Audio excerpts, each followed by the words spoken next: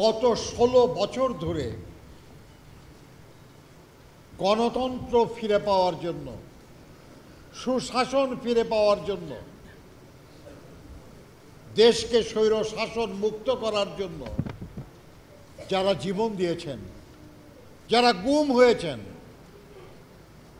যারা সীমাহীন নিপীড়নের শিকার হয়েছেন, মিথ্যা গায়েবী মামলায় যারা হয়রানি হয়েছেন, বিশেষ করে গত জুলাই আগস্ট মাসে ছাত্র শ্রমিক জনতার যে বিপ্লব সংগঠিত হলো, এই বিপ্লবে যারা জীবন দিয়েছেন, অসংখ্য নারী, পুরুষ, শিশু,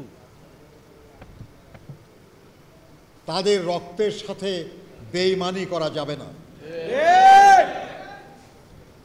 তাদের এই রক্তের বিনিময়ে আমরা দেশটাকে ফ্যাসিবাদ মুক্ত করতে পেরেছি। আমরা এই দেশে শাসকদের পতন দেখেছি,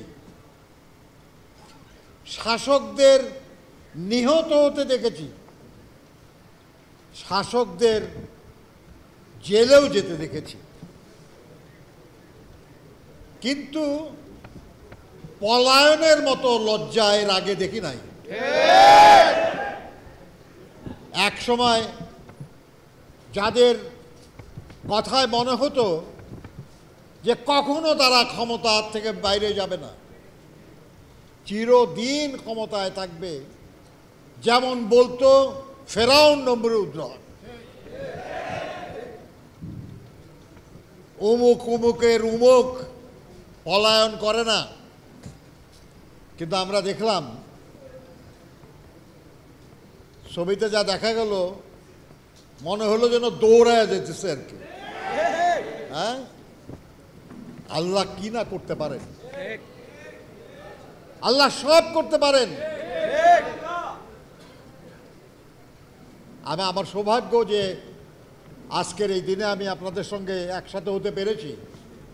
আপনাদের একজন সাথী নেতা আমাদের মৌলানা ইব্রাহিম মিলানি, উনি অনেক দিন আগে আমাকে বলেছিলেন আর কি যে আজকের আপনাদের এই মিটিং এর থাকার জন্য।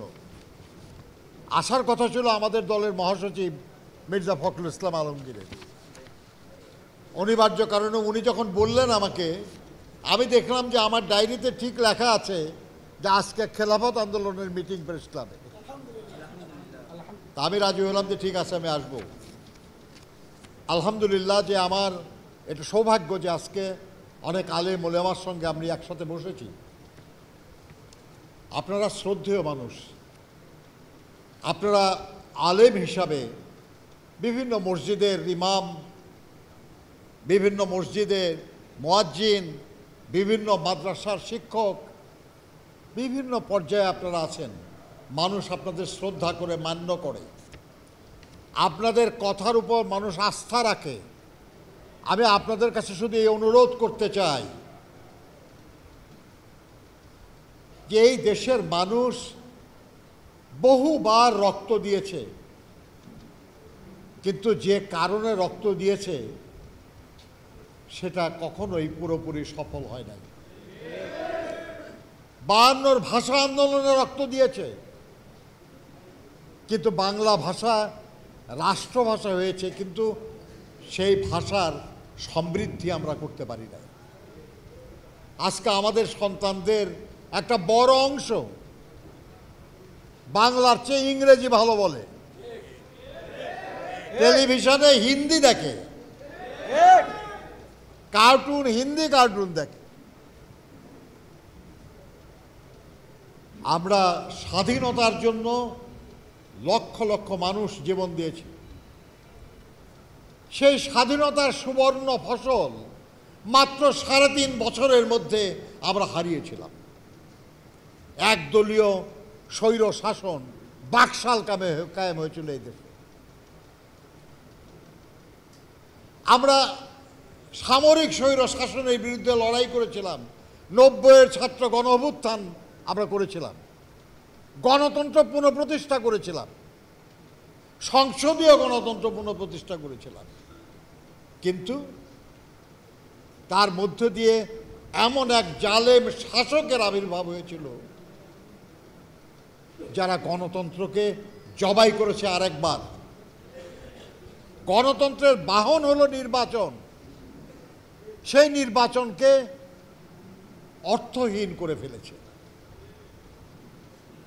এক নির্বাচনে প্রার্থী পাওয়া যায় না, ৩০০-র মধ্যে ১৫৩ জন বিনা ভোটে নির্বাচিত। আর এক নির্বাচন আগের রাত্রেই শেষ। আর এক নির্বাচনে দামি প্রার্থী দিয়ে ভোটার আনার চেষ্টা। এগুলোর কোনো নির্বাচন? আর যদি সঠিক নির্বাচন না হয় তাহলে গণতন্ত্র হয় কি করে?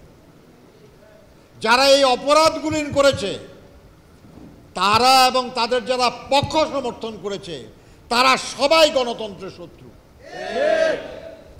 আর গণতন্ত্র হলো স্বাধীনতার সুবর্ণ ফসল, ফলে পরোক্ষভাবে তারা স্বাধীনতারও শত্রু।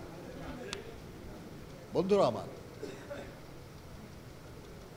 আমাদের যে সাথীরা জীবন দিয়েছে ভাষা আন্দোলন থেকে শুরু করে এই গত জুলাই আগস্টের আন্দোলন পর্যন্ত, তাদের সবার যে অবদান, আমরা যদি তার প্রতি শ্রদ্ধা জানাতে চাই, যদি সেই দায় আমরা পরিশোধ করতে চাই, তাহলে আমাদের পরিপূর্ণ সুষ্ঠু গণতন্ত্র প্রতিষ্ঠা করতে হবে। আমি খুশি যে আমাদের ইসলামিক আন্দোলনের খেলাফত আন্দোলনের পক্ষ থেকে যে 6টা দাবি উত্থাপন করা হয়েছে তার খুব গুরুত্বপূর্ণ আর কি। আমি তার ধন্যবাদ জানাই যে তারা এটা বলেছেন। তারা বলেছেন যে দেশের ফ্যাসিস্ট বিরোধী যত রাজনৈতিক সংগঠন আছে তাদের মধ্যে একটা ঐক্য গড়ে তুলতে হবে। ইয়েস, কারণ আমরা যদি ঐক্যবদ্ধ না থাকি আমাদের প্রতিপক্ষকে দুর্বল ভাবার কারণ নাই। বহু বছর তারা এই দেশের মানুষকে লুণ্ঠন করে প্রচুর টাকার মালিক হয়েছে। দেশে বিদেশে তাদের অনেক টাকা, দেশে বিদেশে তাদের অনেক সুবিধাভোগী। তারা নানা নামে নানা কৌশলে এদেশে বিশৃঙ্খলা সৃষ্টির চেষ্টা করছে। তারা আমাদের আন্দোলনের সাফল্যটা